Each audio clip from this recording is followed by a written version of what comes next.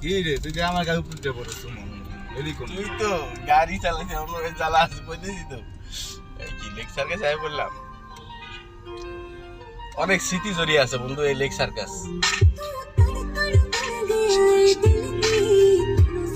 ਵਿੱਚ ਪਰੂ ਲਵੇ